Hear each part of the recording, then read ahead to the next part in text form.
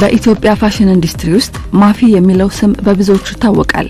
ማህሌት አፈወርቅ ማፊ የተሰኘውን ብራንድ በፋሽኑ ዓለም ላቅ ያለ ደረጃ እንዲደርስ አመታትን በትጋት አሳልፋለች። እኔ ፋሽን ስጀምር ምናልባት ወደ 10 ምናምን አመቶች በፊት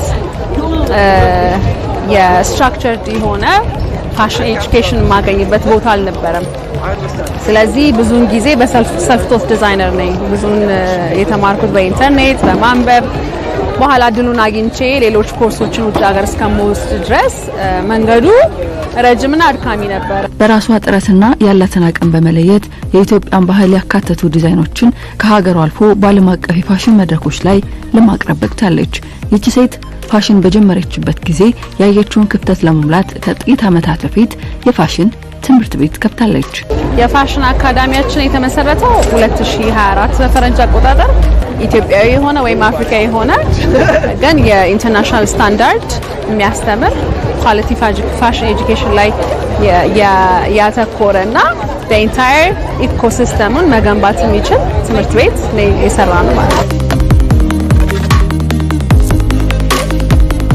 ለኛ በጣም ትልቁ ፓርቲ የሰራ ነው የፋሽን ኢንስፓይሬሽን የሚያገኙበት አዲስ ኮንሰፕት የሚያመጡበትና ኢንተርናሽናል ሌቭል ኮምፒት ማድረግ የሚችሉበትን ዲዛይን ወይም ኮሌክሽን መስራት እንዲችሉና የራሳቸውን አይደንቲቲ ቢልድ እንዲያደርጉ ነው። ከሰሞኑም የማፊ ፋሽን አካዳሚና ላብ ገብተው ለአንድ አመት የሰለጠኑ የመጀመሪያ ዙር ተማሪዎች ትምህርታቸውን አጠናቀው ተመርቀዋል። feel so proud honestly ምክንያቱም ሌሎች ልጆች እንደማፍራት ነው።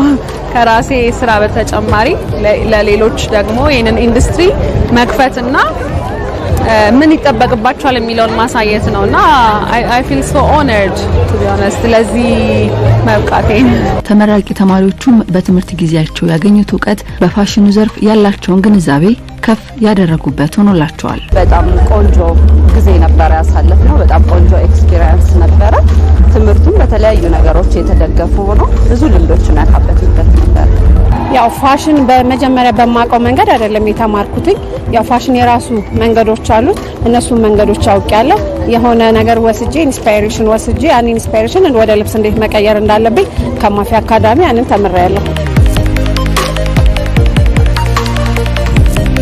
ከማደንቃቸውና ከመወዳቸው ዲዛይነሮች አንዷ እሷ ነበረች። ያው ለዛም ነው ሌላም ቦታ ሳልገባ ቀጥታ እሷ ወደዚህ ዘርፍ ስትገባ የመጀመሪያ ተመዝጋቢም ነኝ። በጣም ብዙ ያልተሰሩ ስራዎች አሉ። ኢትዮጵያን በተሻለ ሁኔታ በዓለም ደረጃ ልናስተዋውቅበት የምንችላቸው ነገሮች አሉ። በማቴሪያልም በዲዛይንም በብዙ ነገር ማስተዋወቅ እንችላለን ሀገራችንን። የኔ ኢንስፓይሬሽን ዴዘርት ነው። ዴዘርትን ወደ ከተማ ወደ ሲቲ ወስጄው ነው ቀይሬው የሰራሁት። ዋና ኮንሰፕት መነሻ ዴዘርት ነው። ዴዘርቱን እና ሜን ፋብሪኬ ደግሞ ዴኒም ነው፣ ጂንስ ማለት ነው። በጂንስ ነው የምሰራው እና ይሄን ይመስላል።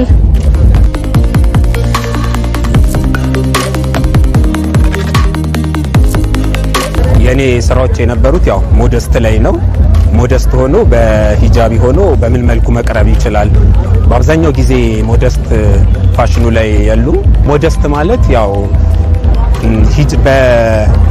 በሙስሊም ድሬሶች አሉ አብዛኛው ማለት ነው እና እነሱን በምን መልኩ ባልተገላለጠ መልኩ ሰውነታቸውን ባላሳየ መልኩ በተሻለ መልኩ ዘመናዊ አድርጎ እንዴት መስራት ይቻላል የሚለውን ነው ዲፋይን የሚያደርገው ሞደስት። I think ልብ ብለሽ ካየሽ የፋሽን ሾው ወይም የእያንዳንዱ ዲዛይነሮችና ግራጁዌት ያደረጉ ተማሪዎች ስራቸው የየራሳቸው አይነት አይደንቲቲ ያለው ነበር። ለኢንዱስትሪው አዲስ ተስፋ ሆኖ ብቅ ያሉት ተመራቂዎቹ ወደፊት ሀገርን የሚያስጠራ የፋሽን ስራ ይዘው ብቅ እንደሚሉ ተስፋ አላቸው። በዴኒም ነው መስራት የምፈልገው፣ ግን ያው ዴኒሙን ከካልቸሬ ጋር ሚክስ አድርጌ መስራት ነው የምፈልገው። ወደፊት በሱ የምታገኙኝ ይመስለኛል። እኔ አሁን ከረንትሊ የምሰራው በፋሽኑ ዙሪያ ያለው ልብሶች ላይ ነው የምሰራው። የባህል አልባሳትም ሆኖ ከለርፉል የባህል አልባሳትን ነው የምሰራውና ወደፊት ደግሞ በተሻለ ሁኔታ ኢኮ ፍሬንድሊ ሰስተነብል የሆኑ ማቴሪያሎችን እየተጠቀምኩኝ ኢትዮጵያ ሞር በዓለም ደረጃ ለማስተዋወቅ ከፍተኛ ጉጉት አለኝ። እኔ ባለሁበት ዘርፍ ላይ በተሻለ መልኩ አድርጎ ወደ ዓለም የመውጣት ህልም አለኝ። በተለያየ ዓለማት ወደ የአበሻን ካልቸር ይዞ ሞደስትን በጠበቀ ሞር እሱ ላይ ነው ፎከስ ማደርገው። ከሱም ጎን ለጎን በተለየ መልኩ አድርጎ ሌሎችንም ዲዛይኖችን አካቶ የሀገሬን ካልቸርና ባካተተ መልኩ እሰራለሁ ብዬ አስባለሁ። ረጅምና አድካሚ የሚባሉ 15 ዓመታትን በፋሽን ኢንዱስትሪ ያሳለፈችው ማፊ ዘርፉ በችሎታ ብቻ ስኬታማ የሚሆንበት አይደለም ትላለች። ሃይሊ ኮምፒቲቲቭ ነው። ስለዚህ በጣም ጠንካራ የሆነ እና ትዕግስት ያለው ሰው ረጅም መንገድ መሄድ ይችላል። አገሩን ማስታወቅ ይችላል። ትልቅ ድርጅት መገንባት ይችላል።